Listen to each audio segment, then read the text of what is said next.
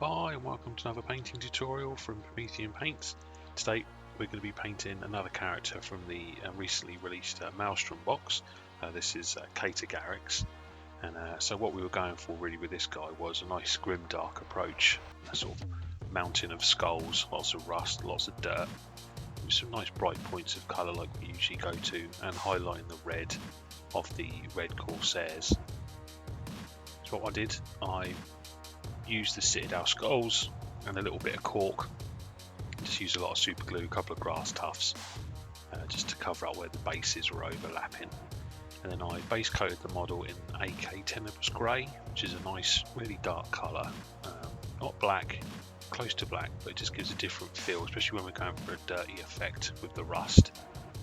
So to get the red, what I'm going to be using is Ionic Red, this nice covering paint, and usually one or two coats of this and it goes straight over.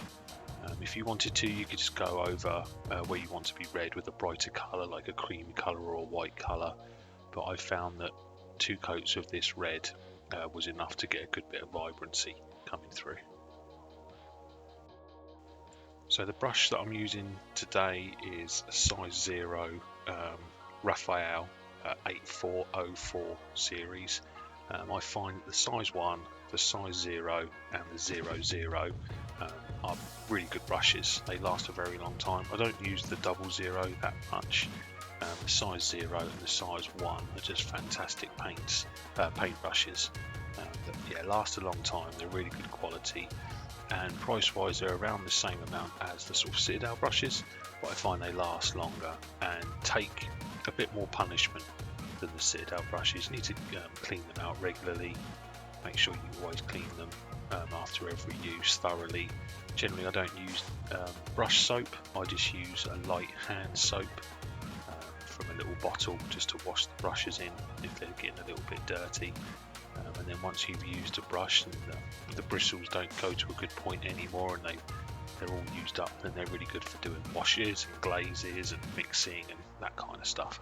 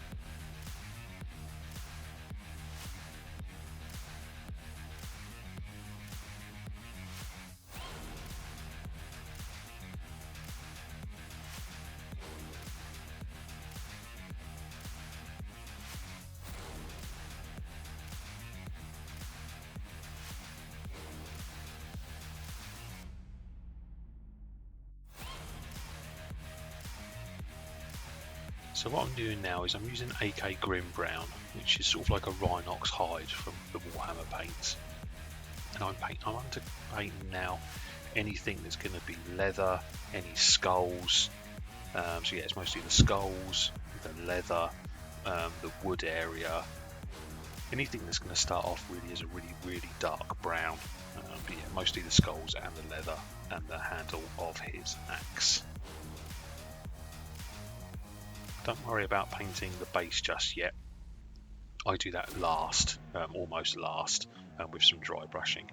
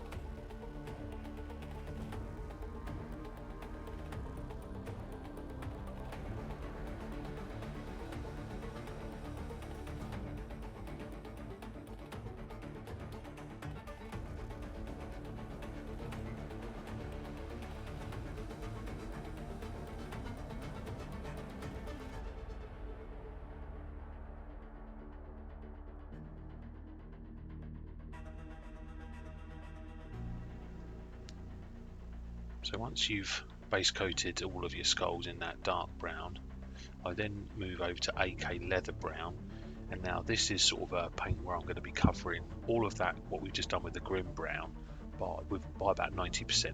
So this is almost a full coverage, just leaving that Grin Brown in the darkest recesses. So this is a colour that I use for leather and skulls. It gives a nice dusty look to the skulls when we start working on top of them. On any of the leather, just make sure you do the edge highlighting, pick out all of those details, but say leave some of that grim dark, the grim brown in the deepest recesses to leave definition between the shapes. And on any skulls, always make sure you pick out the predominant parts as you would do if you were painting a face.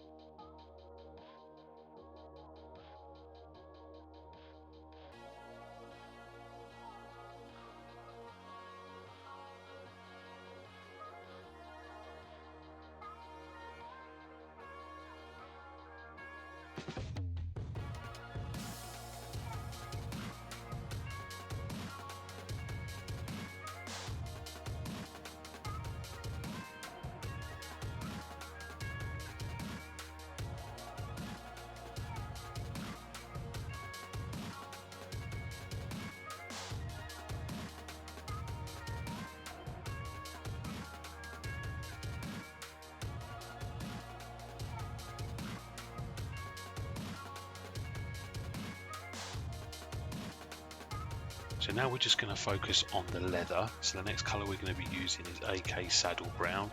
And for this, what I do is I do an edge highlight of all the leather and then pick out any scratches and scrapes just to start to give that leather some texture and definition from contrast between dark and light. Don't do this on the skulls. This is just the colour you use for any leather.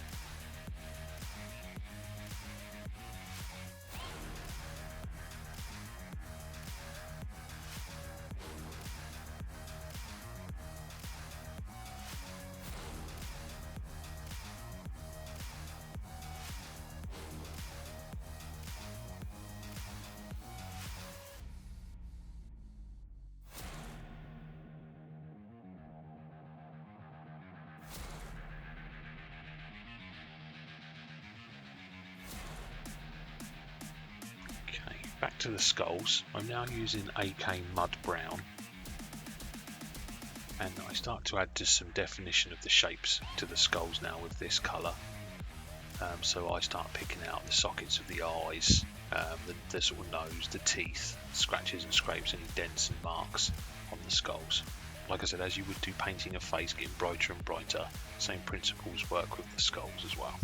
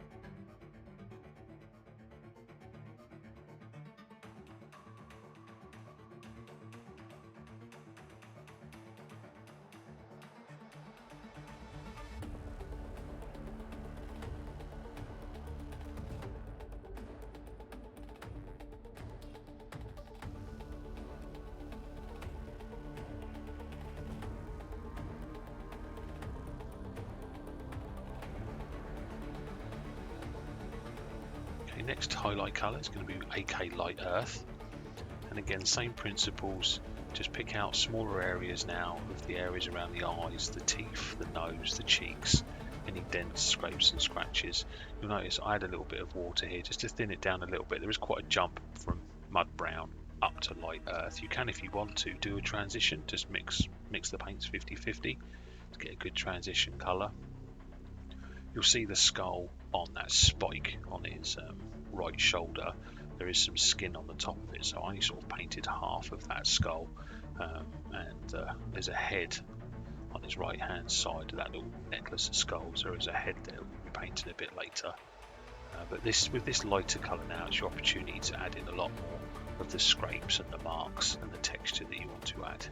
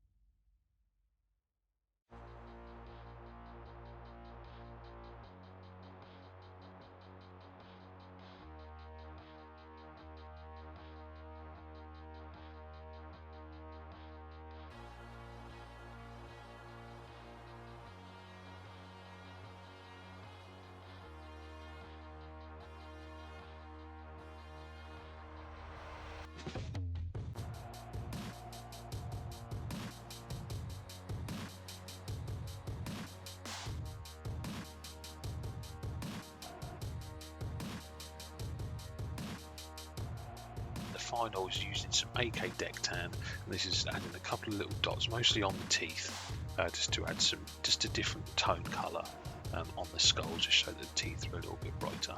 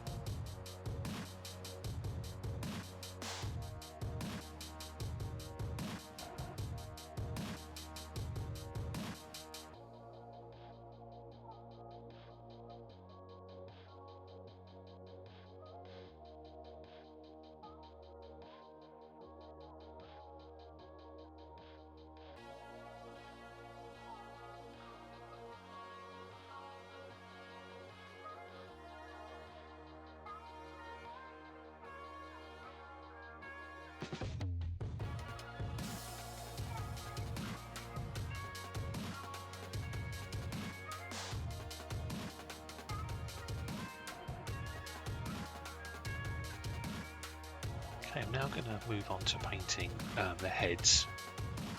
For this, I'm doing a base coat of AK Sickly Pink. It's a really nice colour, this one. It's really got good definition. It's a good base coat for old dead flesh. And yeah, it's quite good coverage. I only needed 2 coats to cover straight over this dark colour. So if it was over a creamy or a mid-tone base coat, you probably only need 1. So let's go around and just thin the paint ever so slightly so you still maintain all that detail, and just paint the bases.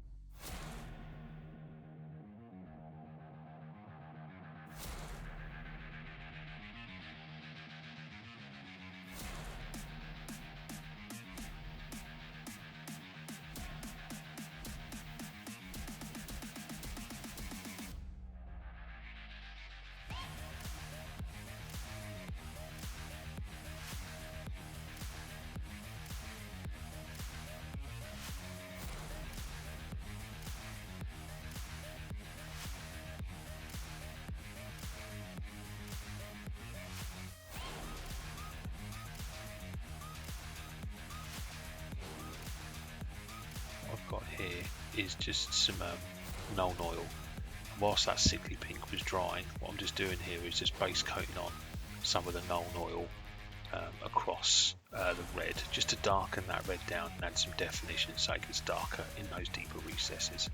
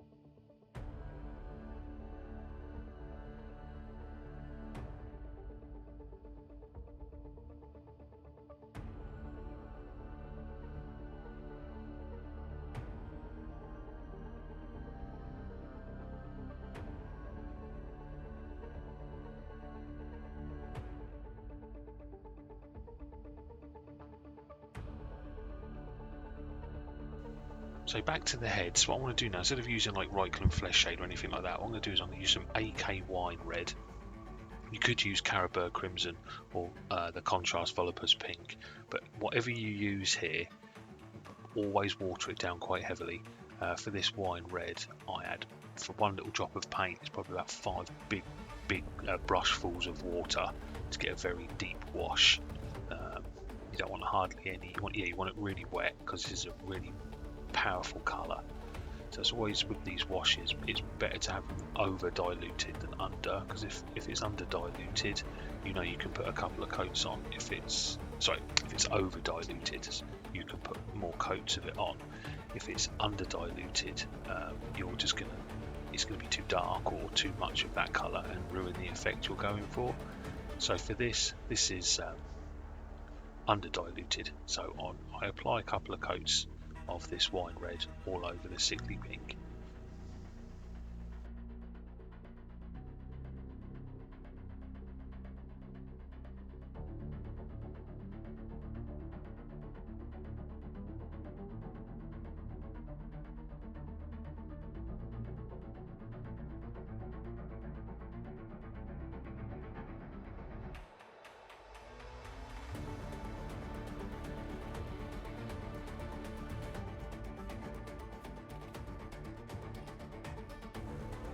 Once that Wine Red wash is dry, I then grab some Athonian Camoshade and just do a wash all over the faces with the Athonian Camoshade. It's a very subtle green, but it just adds a little bit more texture and colour to the models.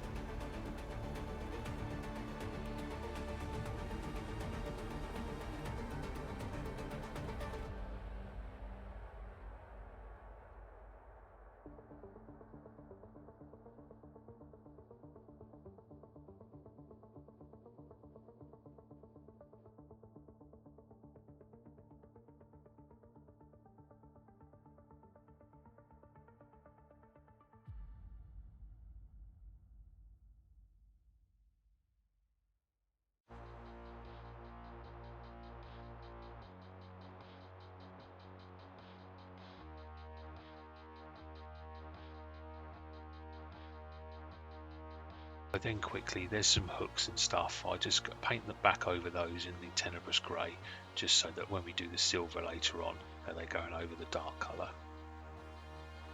So you'll find when you're painting your models, you might overrun different areas, put a bit of colour on one area you didn't mean to, but these are just acrylic paints, so mistakes are fine. You can just go back over and base coat them again with the original colour and build them back up if necessary.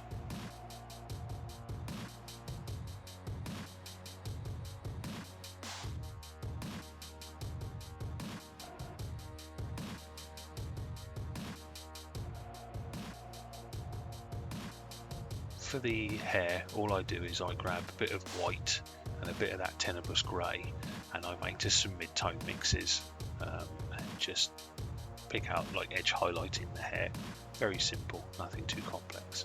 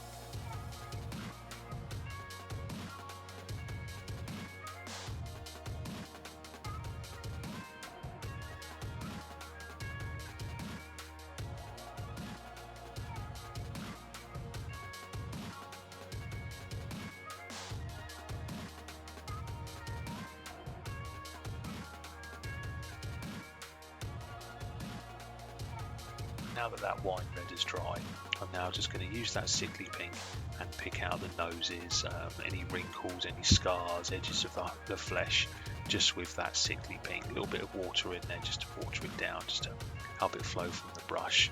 But this is just the idea now, is to pick out the details on those faces, leaving that Wine Red and Athonian Camoshade in the deepest recesses.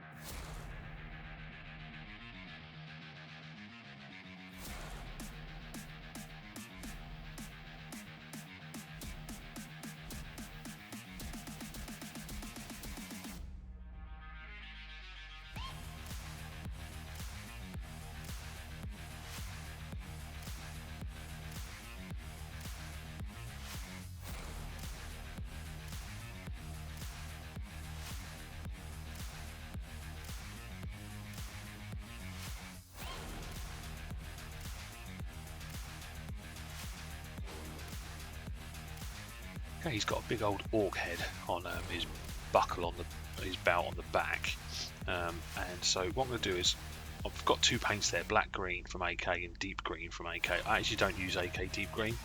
What I'm going to do is I base coat it all in AK black green, and then I start to do lighter and lighter mixes using a flesh tone instead of using brighter greens, because this is a dead orc. I didn't want it to be really bright green. I wanted the sort of colour to be draining away from it, to give that effect. It's been dead a long time and it's turning sort of almost a greyish green over the length of time. The first step is just to base coat it all in that black green, which is Caliban green from the Warhammer paints. So what I use the sickly pink, which is a nice bright flesh tone with a pink hint to it, and I just do subtle mixes. First of all, it's probably a 70-30 in favour of black green, then it just gets brighter and brighter with more and more sickly pink the brighter I want it to get. And like any head, you just pick out all of the raised parts in your brighter colour, making your highlights less and less, focusing on those raised parts. And what this will do is it will slowly turn the model into the orc head into a light green sickly pink mix, almost got a grey hint to it. I pick out the tongue in red, and I also do a wash again over all of it with the wine red wash that we created earlier, just again to give the different kind of colour, different bit of texture, and just show that the head is really old and been dead for a long time and is starting to rot.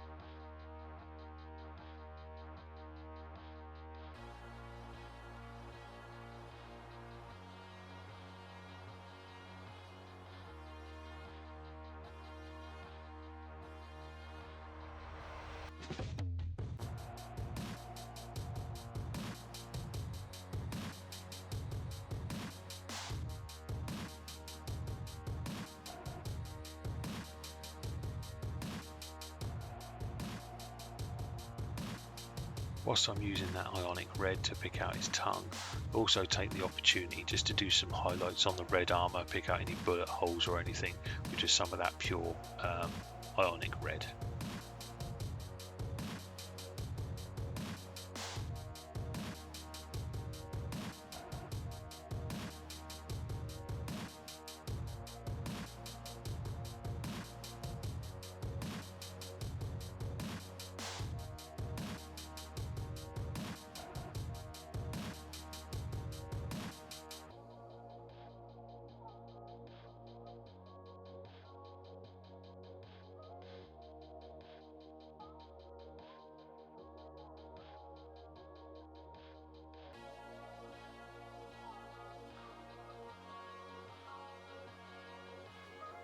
Okay, we're now going to be moving on to adding in the basis of our sort of grimdark, and that's going to be some dry brushing with Grim Brown, Mud Brown, Light Earth and Deck Tan, all from the AK range. I'm using a sort of small size dry brush from Artify, I think it's a size 7, and we start off, I'm going to be dry brushing all of the base with the AK Grim Brown, making sure you get quite a good coverage through the skulls fall off. Well, they just haven't been glued on. But that's fine. I put quite a lot of skulls on there. But what we're doing is we're trying to get sort of like a 90% coverage with this Grim Brown across the entirety of the base. Don't worry if you overlap onto the feet of the model too much. It's going to get covered in some of the rust effect we're going to be doing anyway.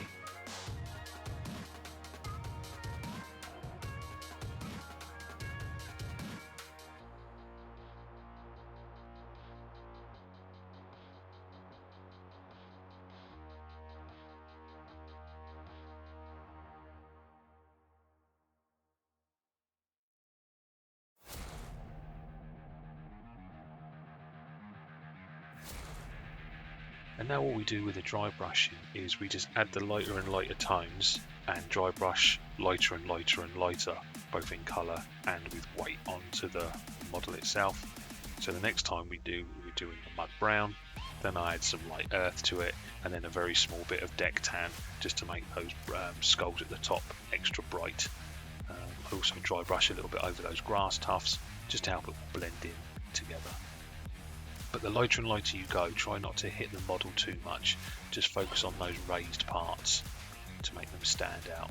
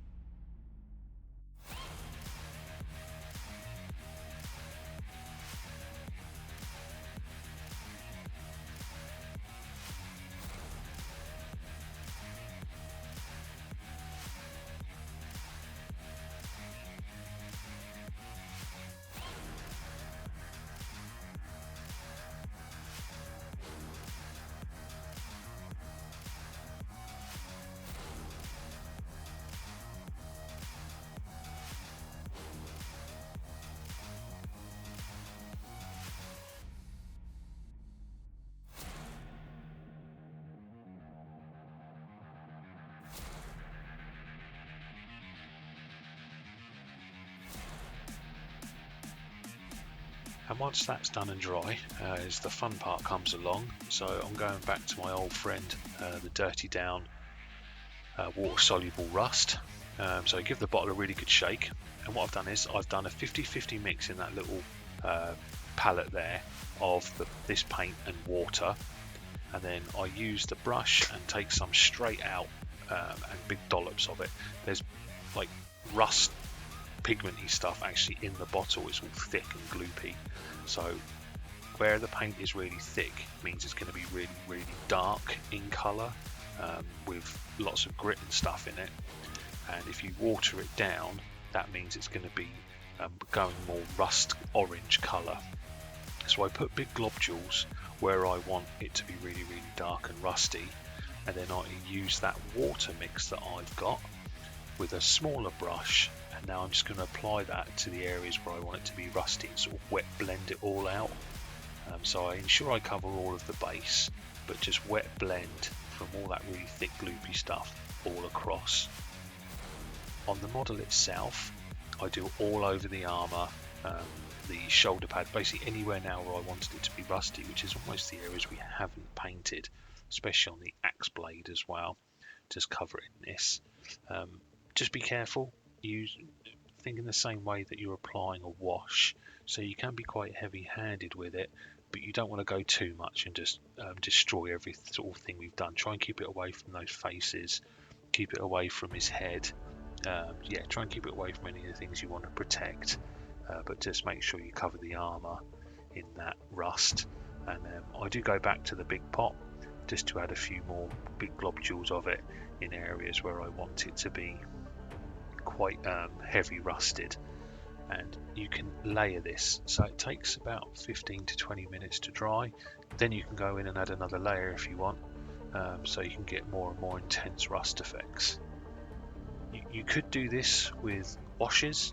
You could use AK medium rust and AK light rust, and just keep building up more and more layers until you get that rust effect you like. But I just really like this dirty down rust. I've gotten used to using it. It took a little bit of practice, and I found a way that I can work with it. There are instructions on their website. They do this rust effect, they do a moss effect and a verdigris effect and a blood effect as well.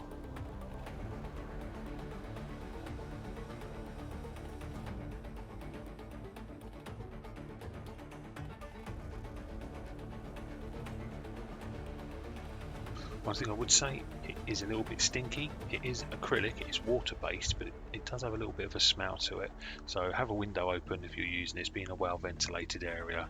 I don't believe it's toxic, but that smell can be a little bit overpowering, so just have a window open. And then leave it a good half an hour to dry. You can tell when it's dry, it loses its shine, loses that wet look.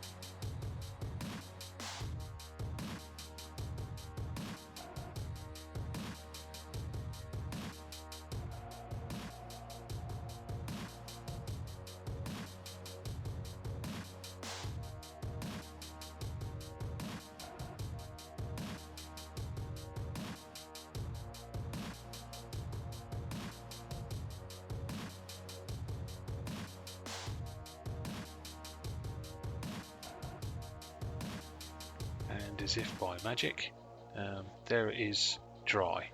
So you can see how it looks all rusty and filthy and dirty. It's a really good effect that can be done really, really quickly. I really enjoy using this stuff. It's given me the effect that I was going for. So now what I'm going to do is using some AK gunmetal, which is like a lead boucher from the Warhammer range. I use a small dry brush and I'm going to be dry brushing now over the areas I wanted to look worn and beaten. You could, if you want to, dry brush first with that Tenebrous Grey or Corvus Black or any really dark colour to get rid of some of that rust and to make it look even darker. But I was quite happy with how it looked, so I didn't need to do that. So I just dry brush it straight with this gunmetal, and I brush the axe, I brush the armour, and then once I'm done with the dry brushing, I use a normal brush and do some edge highlighting. So that's really around the areas where I didn't want any of that silver to go out over to the other colours. So that's sort of on the shoulder pads, anywhere that's going to be tricky to get to with a dry brush. And it's also an opportunity to add some scrapes, some scratches and some dents if you want to. And then I'll also pick out with the brush the hooks that are hanging all over his body.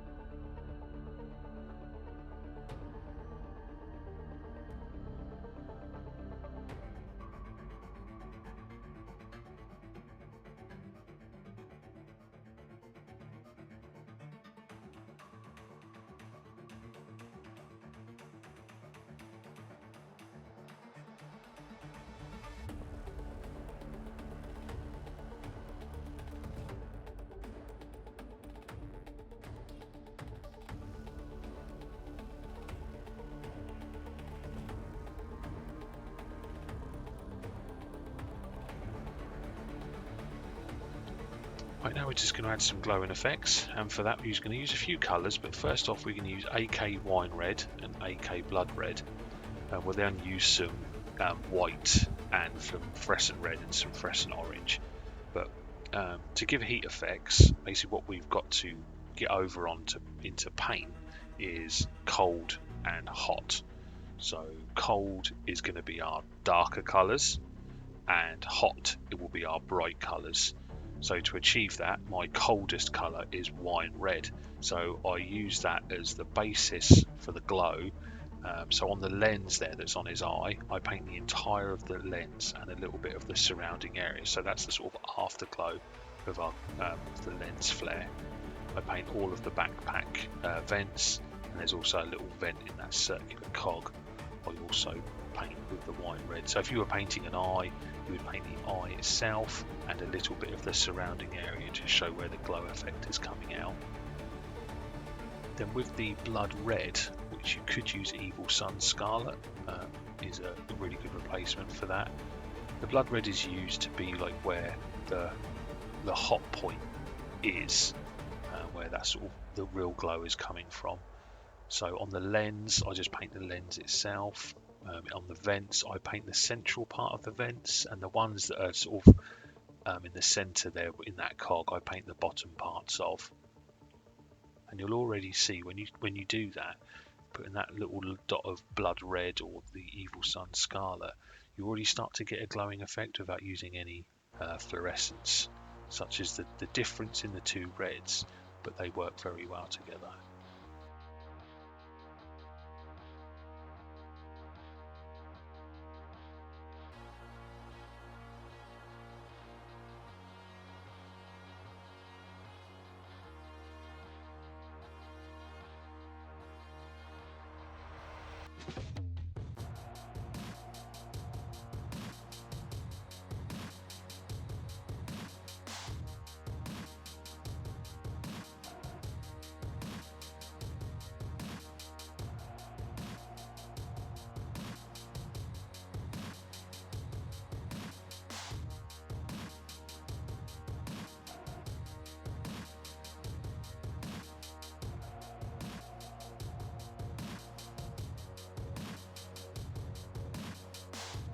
Now with the white is the foundation of the fluorescent paint. You could skip this white stage and just add the fluorescent colour, but the fluorescents really work well with a bright base coat. So on the lens I just do a little dot. You don't want too much on the backpack, just a couple of little dots here and there. This is where the real glow is coming from. And then I use some Green Stuff World fluorescent red, and a little bit like a contrast paint, I apply the fluorescent red carefully over the entire area that we've just painted, from the base coat of wine red and cover the white as well.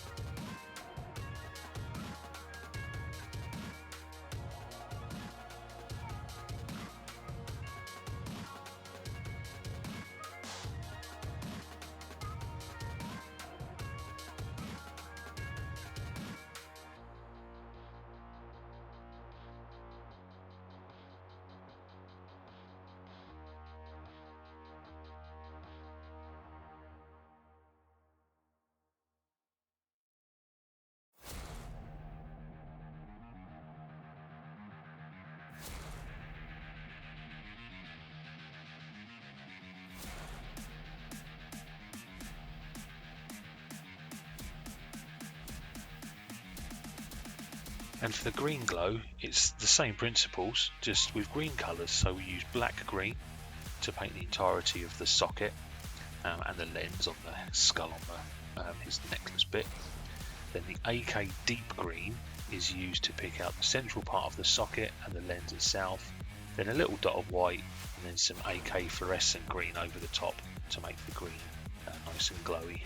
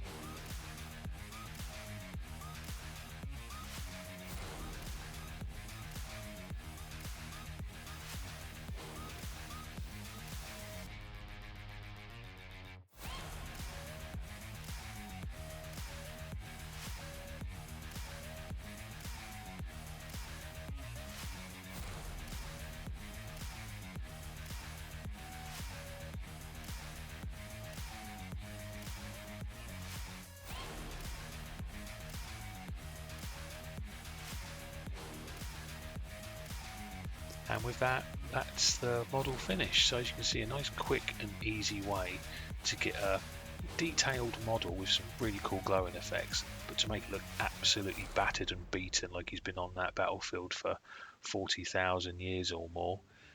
So yeah, I hope you've enjoyed this tutorial. You can apply those to any model in any range. That rust effects and the weathering effects work really well across entire ranges. It makes him look old and like a legendary warrior.